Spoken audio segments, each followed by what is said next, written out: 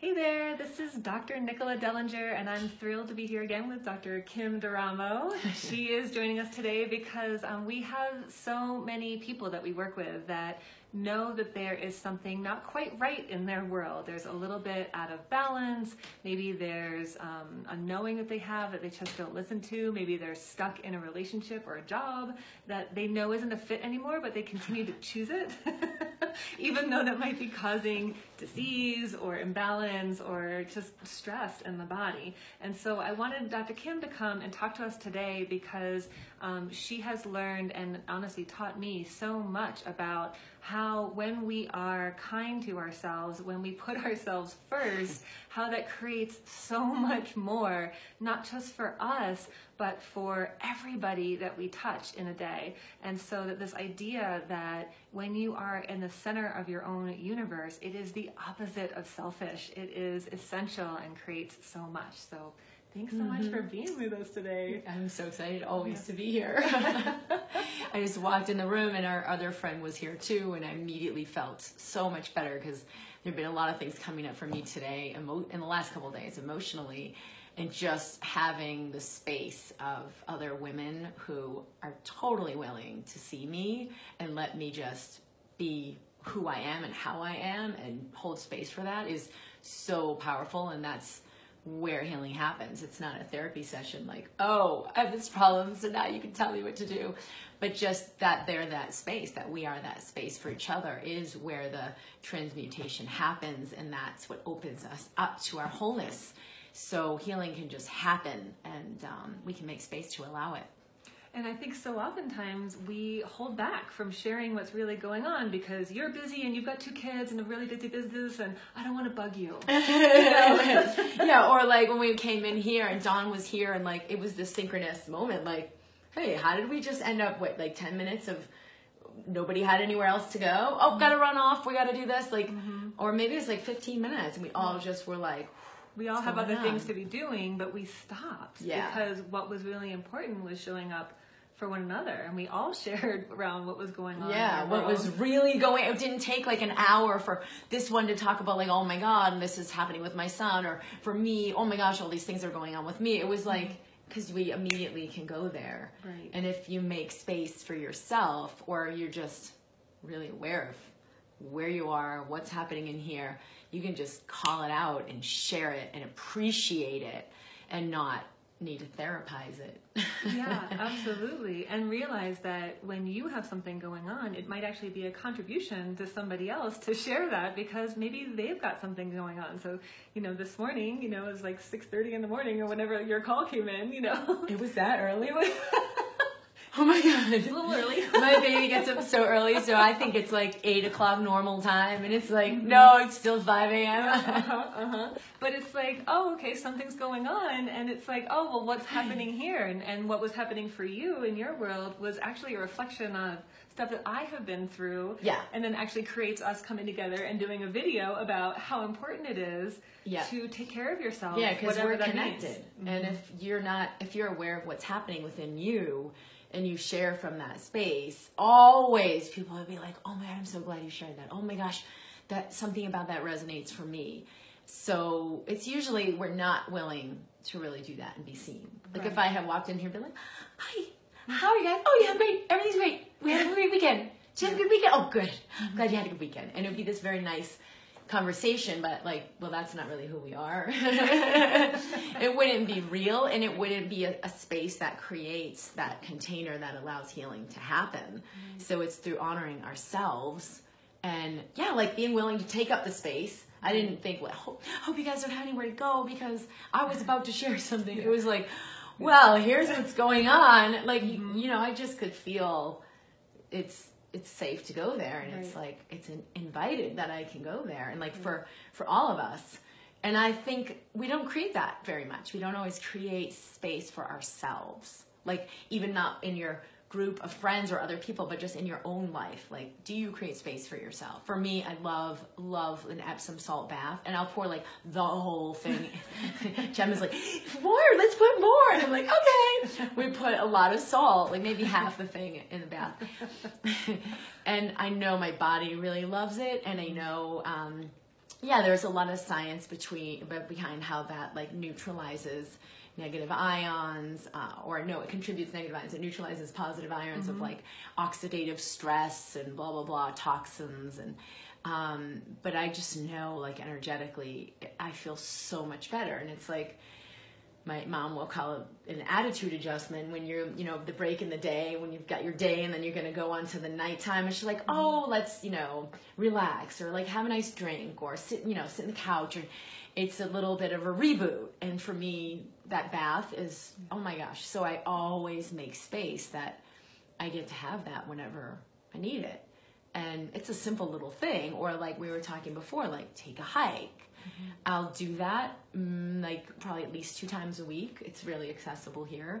But I just make sure that I make that a priority because everything else is fed when I'm fed. Everything else is fed by that one thing. And this is so funny. It's this thing about all these voices inside, being aware of your inner family relationships. What are these inner conversations you're having? And so I'm reading sexual thoughts or urges, criticizing your appearance or performance, yearning for intimacy, jealous over feelings of your partner. And I'm like, yeah. Nothing really hooky for me at all. Grief about someone who's died or left you.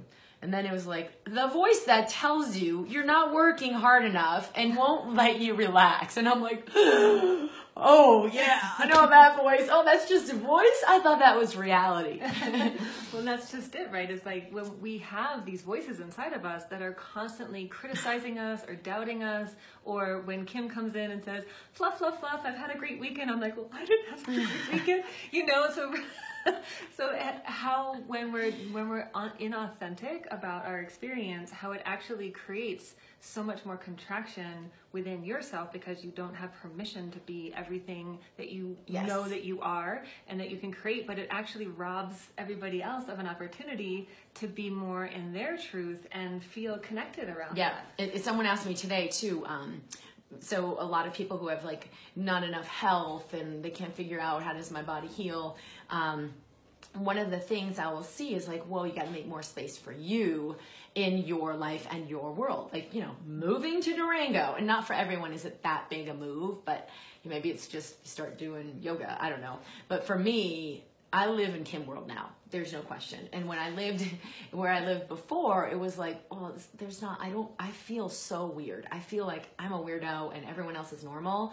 And I couldn't really be all of who I am because there was like so much more of me ready to come through that I was like, where do I even go with this? And so when I've shared with other people, like, make more space for you in your life, that will allow the healing process to happen. And someone asked me today, well, what would that look like? And we've got to discover each for ourselves to feel into, and it can be so hard, like, well, what do I need? I don't know what I need. Right. But then you just go to, well, what am I feeling? And maybe we start with, I just feel so frustrated and overwhelmed. Like, if we are willing to feel that, and willing to feel that, and willing to, like, accept and embrace what comes up and feel it, we'll go deeper with ourselves. Like, ourself will reveal more of itself to us, and we'll have more awareness of like, oh, I'm really just hurting. Oh, I really just feel like I don't matter, or there's not enough time for me, or I really just feel like I don't get to have what I really want. Or like for me, I really just feel like I have to keep going, I can't stop. And then I can meet that deeper part and nurture that and like, oh, okay, can I love myself in the space where I don't feel like enough? So for a lot of people who are like, what would that look like for more of me to show up? It's in that space where we look at, oh, what I really need is like an hour nap every day. Like for me, right now, that would go a long freaking way. Why is it taking me so long to figure that out? I don't know. My little baby gets up so early, and then I have my day plan, and I'm also a morning person, so if he gets up, I'm like, woohoo, like this card I just looked at, it's morning, and your day has a momentum of its own, so if you didn't really stop then, you're probably not going to stop later on, but it would go a long way for me to like, for me, this inner me, to know that I matter in my life. Kim, you matter. And so I'm going to take an hour to just do nothing but nap you. Mm-hmm. And it's not about purpose or productivity or blah, blah, blah. It's just about restoration, and you can have whatever you want. And I do think it's a little bit of that where I'm like, no, I can't really have what I need, or I've got to keep engaging in my day. I don't know. That's been making me feel bad, where I'm like depleted. So when you stay engaged in your day, even though your system is telling you to pull back, that's when you feel a lack of creativity or bad or guilty, like, oh, should I just tell Nicola I'm not coming? When like, when will we do it? It's already kind of a busy week. No, I really want to do this. Like, one of the things that comes up for me is like the commitments I made to other people and not wanting to like let them down. And it's not like, you'd be so devastated, right? It's more of like this, identity of like, I'm not that kind of person. I'm not a flaky person. I'm one who honors her commitments. So I think it's like, there isn't space for me if I hold that identity. There isn't space for the whole of me, because there's a part of me that's like that, but that's not the whole of me. The whole of me is sometimes stuff comes up and I need to choose differently. But I actually have a world that would be totally cool with that. And it happens, it's crazy that it happens all the time to show me that there's space for that, but then, yeah, I haven't been fully willing to receive it. Like, sure. I know you'd be like, Kim, do whatever you need to do. And then also, like last week I had an appointment and I was like, it's kind of a lot that, we put it on this day, but I don't want to renege. And then he called me and was like, I have this cold. Can we put it on another day? And I was like, oh yeah, that's great. But how often does it work out that way? Oh, it always does, because I set the intention. I looked at my day and I was like, oh, this feels really contracted. And I was like, you know what? Breathe in and breathe out and just allow that I always receive what I need. I always receive what I need, and allow that to look however it looks, whether it's me choosing or me receiving something, like he called and said he needed to change it, that I always receive what I need, and I'm willing to be aligned with that and let that in. And like, I immediately felt better that either I'd have the energy to go or something would happen. So it happens a lot that things rearrange themselves. So yeah, you would think I would have it more, because we're always integrating something more expansive and more expansive and more expansive. So yeah, I'm integrating that to a higher degree right now, that I have space. So that would be then an answer, because I think a lot of us, myself included, but I hear from a lot of you guys that there's just a big fear around letting go of the agenda. Like, I have my schedule, and if I let it go, X, Y, and Z won't get done, and then I'm a slacker and I let the balls drop, or whatever the lovely commentary we have running in the background. We think we really need to hold the world together. Yeah, and so, but I think that's the biggest, when I talk about this stuff, or when you've talked about this stuff, I think that's one of the biggest hurdles is like, well, if I'm not managing this tightly, then nothing's going to get done. It's almost like relaxation equals inaction. Yes. And so inaction is bad. We have this idea, like, inaction is bad. Right. Well, it's not. It's unbelievably, restorative. But it's also, it can be a huge contribution. Like, if I can just go into my, like, winter of the dark, the unknown, the stillness, total opposite of summer, productivity, shining, external. It's like, and sometimes we really don't want to go there because there's so much resistance to stillness, which is like inaction, non-productive, quote unquote, useless. And it's the biggest lie. It's the biggest lie I think women believe, or that all of us believe about our feminine aspect, is that, well, it's pretty useless. You're just sitting there, not realizing, everything gets created from your state of being. Everything. You say more about that? Yeah, so just like the baby gets born from, the womb, and you're like, you eat yourself, eat your food and take care of yourself, and like this little baby grows inside and it comes out into the world of manifestation. But it got created through the feminine essence of being aligned with, I'm willing to be a creative being. I'm willing to just be still and nurture. You're not like running around creating a million things. You're like allowing the energy into your body. So our state of being creates everything, because every choice, every word we utter, the tonality of it, every action and decision, everything. We think it's like, oh, I've got to do this, so I'm going to make it happen, like willpower. No, very, very few things get created like that. Most things are on this automatic pilot of all of the actions we take, all of the impact we have. And it's 100% a reflection of our state of being.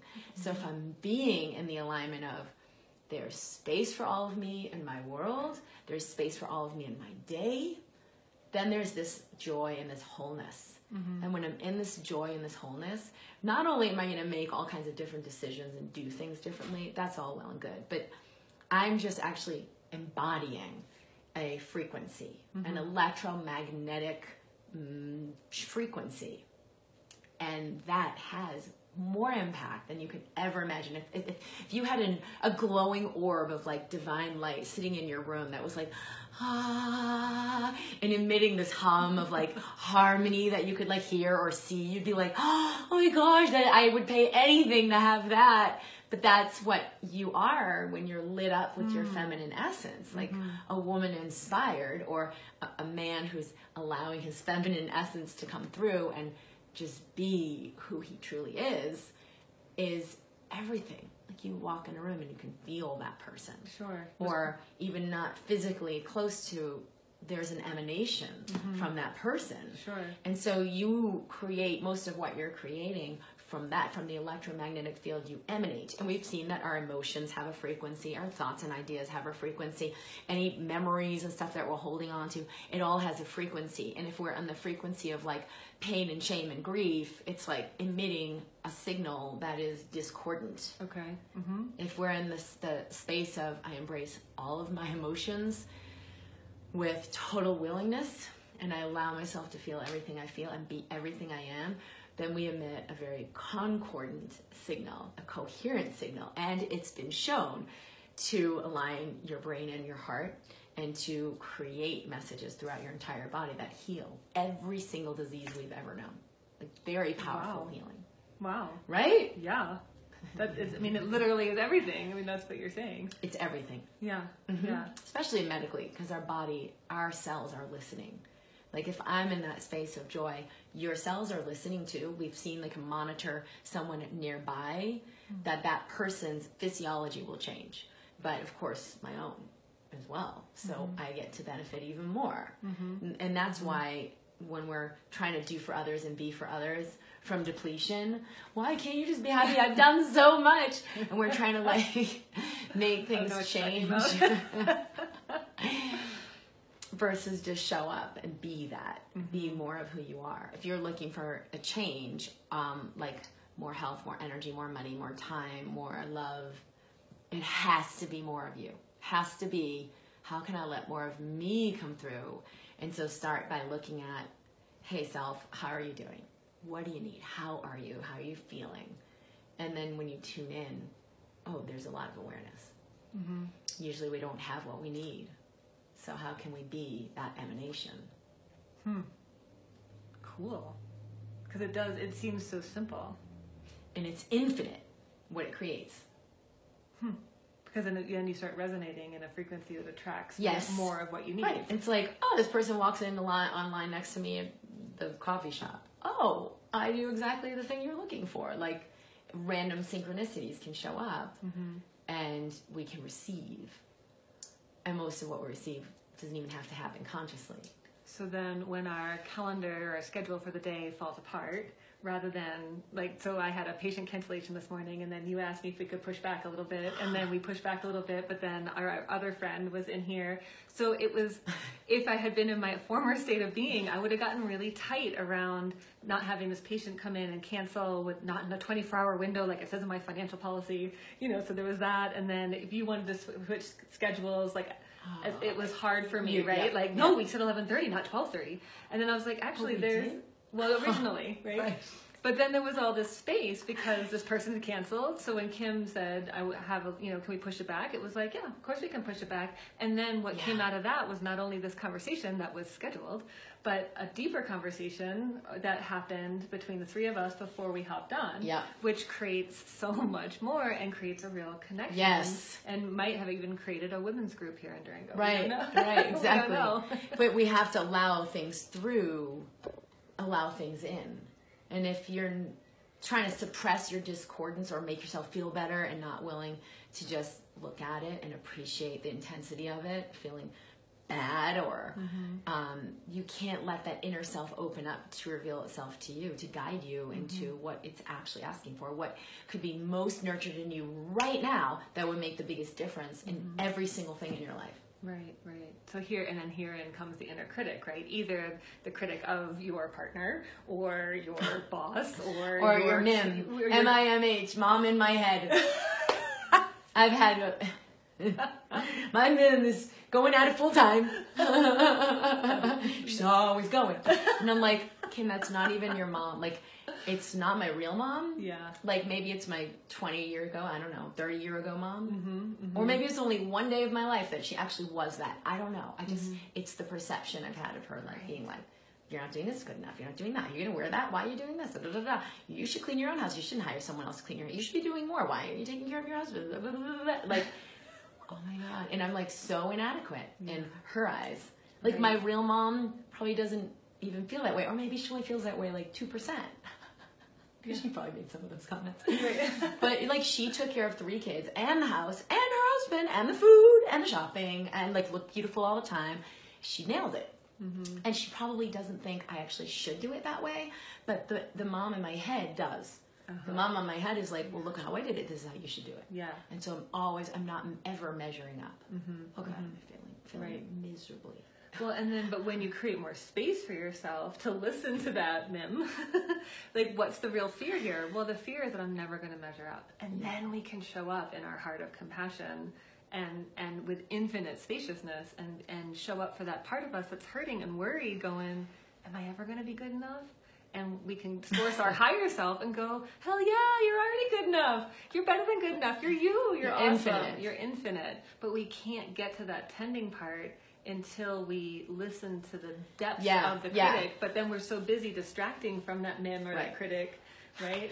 Or trying to be like, I am good enough because I'm infinite, damn it. Yeah. No, it's not even that. It's like all the way I think I'm not good enough, and like just be with that and let myself have it and nurture myself in that space and love myself in that space. And then you transcend it. You don't overcome it. You can't overcome it. Because otherwise it's like, oh, well, I really did do a good job. And so, yeah, I do deserve it. And I really am enough. It's not conditional. It's unconditional. Yeah.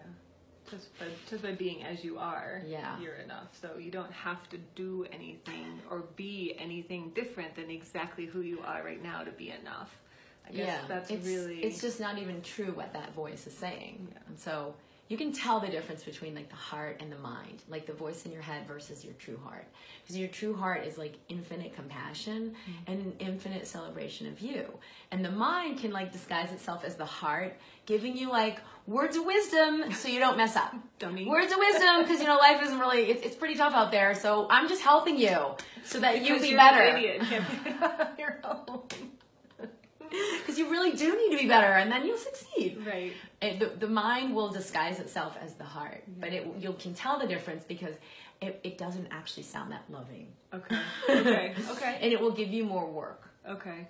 Where it's like, you know what? Brush yourself off and just, you know, do this and that, and then you're going to be totally acceptable, and it'll all be okay. Okay. And now I'm like really motivated. Like, I got to do those 3 things every day. And if I just do the right affirmations and okay, now I'm aligned and now I'm good. And it's still conditional. It's work. It's the mind telling you that you're meeting the right conditions because you need to. Where, you know, infinite love wouldn't feel anything like that. Wouldn't sound anything like that. Okay. It's a softer voice probably too. Yeah. It might say, I love you infinitely, exactly where you are right now, and you have everything you need in every moment, and it's okay for you to be exactly where you are right now, right? Nothing to fix. Love it. I feel it's just even as you're talking, even as you're doing the 2 different voices, like my system just like calmed down as you're saying that second piece of it. The mind is like the Tony Robbins book that's like, here's what you can do, and you're like, okay, you've got to have this book. Yep. And then you beat yourself up because you only made it halfway through the book. And you never finished the book. Awesome. Yeah. Well, thank you so much for being here today. It's been really great, as always, to have your insight and your wisdom and your clarity around how simple healing can be. I think we get really caught up in what we need to do and what we Yeah. need to buy and what we need to Yeah. improve and change and shift in order to get better. And I think if we can stop pushing ourselves down that path, we'll actually start to heal. Yeah. Yeah. And I asked myself today, because there was so many things going on, and I was like, Kim, it's okay. You can change, getting out, going down, just stay home. It's okay. And like when I let myself have all of it, I was like, oh, I can choose this for me. I'm going for me and how this feeds me, and it's okay for me to choose it. Whereas then before it was like, no, I gotta go because I'm in this, I want to do it, and we gotta do it. It doesn't leave space for you to choose freely. So that's what I mean when I've talked in the past about letting more of you show up, like creating more space for you in your life and your world, having more allowance, having more compassion, having more celebration, and having more of that like deep nurturance of like being your own mother, being the mother that you really need in moment to moment. Because if you're an adult watching this, your mom has done her job and she is off the hook, and now it's up to you to take over with like maybe what you learned from that person or received from that person, or what you're aware that you didn't quite receive from that person, but that you do need. You're the best one qualified for that job. Right. So can you show up as that one for yourself and like nurture yourself through it? Like, Kim, it's okay, honey. Whatever you need, I love you, and whatever you need to do today, maybe we do it this way, maybe we do it that way. It's all okay. And then when you make that space, you can show up to be who you truly are, because all of it's accepted. Rather than looking outside yourself for like, will you fix me and can you help me? And Maybe it's this. What do you have here? It's this. This is what you need. I took it and it changed my life. And let me tell you, it's never going to be that. No. Those things can assist your alignment, but you have to already choose your alignment first and be willing to receive it. Like, I am willing to receive that I get everything I need unconditionally. And 10, 15 maybe years ago, I wasn't really willing to be that because I was so wrong. I'm like, what do you think? You're just a princess? That you should just have everything? No. You should earn it and work hard for it and prove yourself or suffer a little. I wasn't willing to have that. Right. So I didn't. So like if life is showing up as limited, it's 100% a reflection of like, where am I not willing to choose infinite receiving, effortless receiving. I love it. Amen. Yeah. I'm having it. I'll have all of it, please. Because why not? And we don't have to justify why you get it, why you get to have it. You get it because you show up. Yeah. Because you are Because you're here. Yeah. Amen. Just like your breath. Right. If we remember that, it would never occur to you to go, oh my God, I gotta make sure I take it all while the getting's good. I just walk in a whole room full of air. Oh wow, let me have all the breath. Or to think.